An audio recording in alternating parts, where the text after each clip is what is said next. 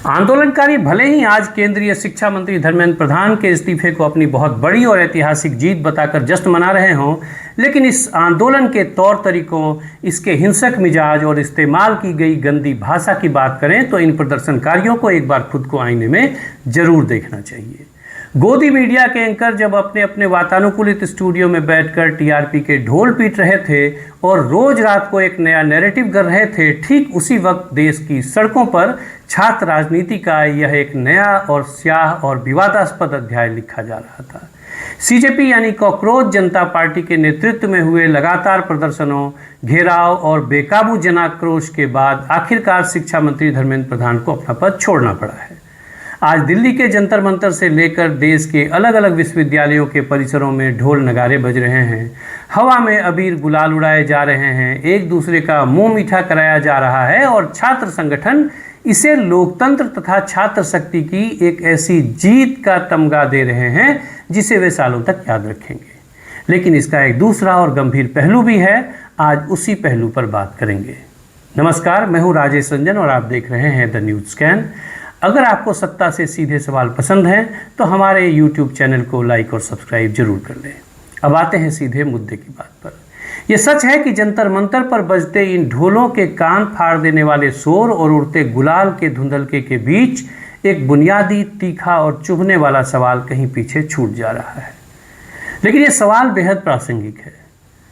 सवाल ये बिल्कुल नहीं है कि मंत्री का इस्तीफा हुआ या नहीं, सत्ता झुकी या नहीं, बल्कि सबसे बड़ा सवाल यह है कि इस्तीफे को हासिल करने के लिए, अपनी मांगे बनवाने के लिए विरोध का आखिर कौन सा रास्ता चुना गया। क्या सत्ता से अपनी जायज मांगों की जवाबदेही मांगने का मतलब ये हो गया कि आप भाषा, शालीनता और मर्यादा की तख्ती को उठाकर किसी गंदे नाले में फेंक दें? क्या लोकतंत्र में विरोध का मतलब सिर्फ गालियां देना और सड़कें जाम कर देना रह गया है? बेशक अगर हम पूरे घटनाक्रम को तथ्यों के निष्पक्ष आईने में देखें तो छात्रों का ये गुस्सा कोई रातों रात पैदा हुआ आक्रोश नहीं था। ये गुस्सा अकारण भी नहीं था। ये बात सिर्फ किसी राजनीतिक दल के विरोध की भी नहीं है, बल्कि उस कड़वी और दर्दनाक जमीनी हकीकत की है जिसने लाखों छात्रों को अपनी किताबें छोड़कर सड़कों पर उतरने के लिए मजबूर कर दिया। हम उस पीड़ा को नज़रअंदाज नहीं कर सकते जो नीट से लेकर तमाम प्रतिष्ठित प्रतियोगी परीक्षाओं में हुई धांधलियों से उपजी है। लगातार पेपर लीक का जो शर्मनाक सिलसिला देश ने देखा, उसने पूरी व्यवस्था को निश्चित तौर पर कटघरे में खड़ा कर दिया है। नेशनल टेस्टिंग एजेंसी यानी एनटीए जैसी संस्था, जिस पर देश के सबसे मेधावी छात्रों का भविष्य तय करने की जिम्मेदारी थी, उसकी कार्यप्रणाली पर गंभीर सवाल तो उठे ही हैं।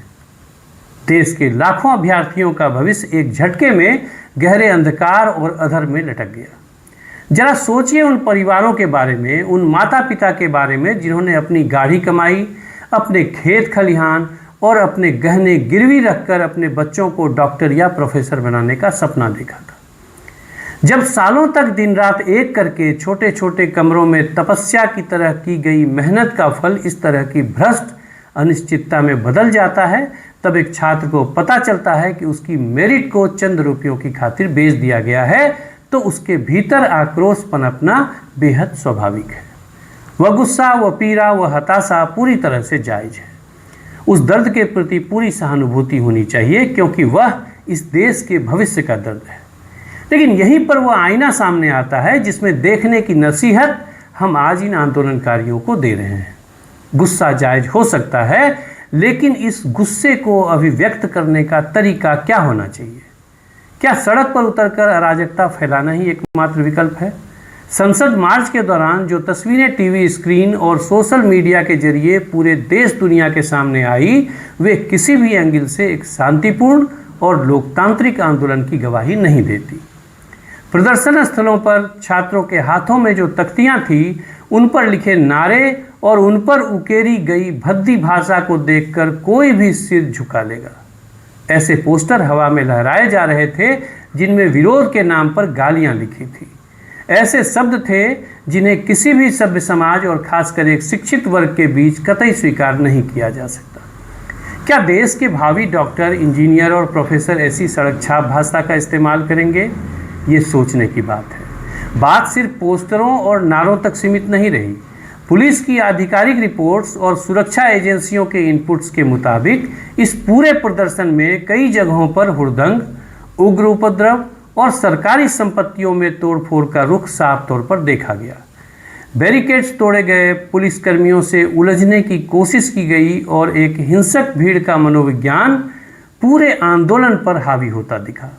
ऐसे में ये सोचना और पूछना बेहद लाजमी हो जाता है कि अगर सत्ता के एक सीधे सवाल पूछने के लिए आपको गालियां, पत्थरबाजी और लफंगई का सहारा लेना पड़े तो सोचिए कि आपने हासिल क्या किया। आप किस व्यवस्था को बदलना चाहते हैं और कैसी व्यवस्था बनाना चाहते हैं, ये सवाल तो है। क्या वो व्यवस्था जो आपको भीड़ का हिस्सा बनकर चिल्लाना, गाली गलौज करना और तोड़फोड़ करना सिखाता हो? जब भी कोई विरोध प्रदर्शन एक अनुशासित, बौद्धिक और वैचारिक आंदोलन के बजाय एक हिंसक या अमर्यादित भीड़ का रूप लेने लगती है, तब जीत छात्र की नहीं होती।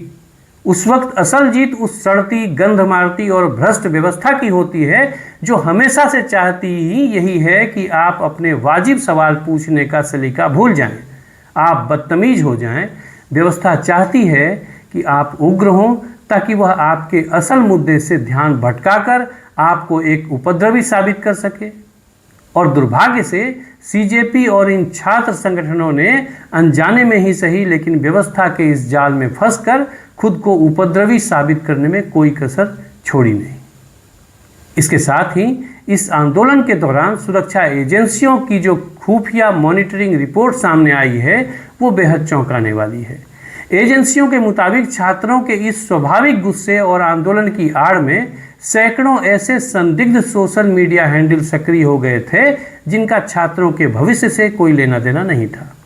उनका एकमात्र उद्देश्य देश में असंतोष की आग को भड़काना, फेक न्यूज फैलाना और स्थिति का अनुचित लाभ लेकर राजनीति करना था। इस डिजिटल भड़काऊ नेटवर्क ने छात्रों की भीड़ को एक टूल की तरह इस्तेमाल किया। आज इस इस्तीफे को भले ही एक बेदाग, महान और ऐतिहासिक जीत के रूप में पेश किया जा रहा हो, लेकिन जब इसकी परतें उधेरी जाती हैं तो इसके पीछे की अमर्यादित हकीकत, भद्दी भाषा का इस्तेमाल, अराजकता और पर्दे के पीछे का राजनीति बहुत साफ तौर पर दिखाई देता है। अगर लड़ाई व्यवस्था को सुधारने की है तो उस लड़ाई के हथियार भी वैचारिक, मर्यादित और लोकतांत्रिक होने चाहिए, क्योंकि जिस दिन आंदोलनकारी अपनी भाषा की मर्यादा खो देता है उसी दिन वह अपनी नैतिक लड़ाई भी हार जाता है, भले ही राजनीतिक तौर पर उसे कोई भी इस्तीफा क्यों न मिल जाए। क्या बेबाक होने का मतलब गालीबाज होना चाहिए? क्या हमारा समाज संस्कारों के लिहाज से लगातार दरिद्र होता जा रहा है? ये सोचने की बात है।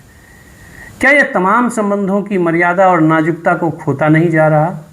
महंगे स्कूल, कॉलेज और कोचिंग के बीच सिगरेट, शराब और गाली का ये कैसा कॉकटेल बन रहा है? ये अपसंस्कृति चिंता पैदा करती है। अपने कथित जेनजी बच्चों की इन हरकतों पर ताली मत बजाइए, ये आपके लिए शर्मिंदा होने की बात है। ये देश हमारा है और हम इस देश के ही हैं, इसीलिए सोचिएगा ज़रूर। अगर आपको बेबाक विश्लेषण पसंद हैं तो हमारे चैनल को लाइक और सब्सक्राइब जरूर कर लें। जल्द मिलते हैं एक और ज़रूरी मुद्दे के साथ। तब तक के लिए द न्यूज़ स्कैन की तरफ से राजेश रंजन का नमस्कार।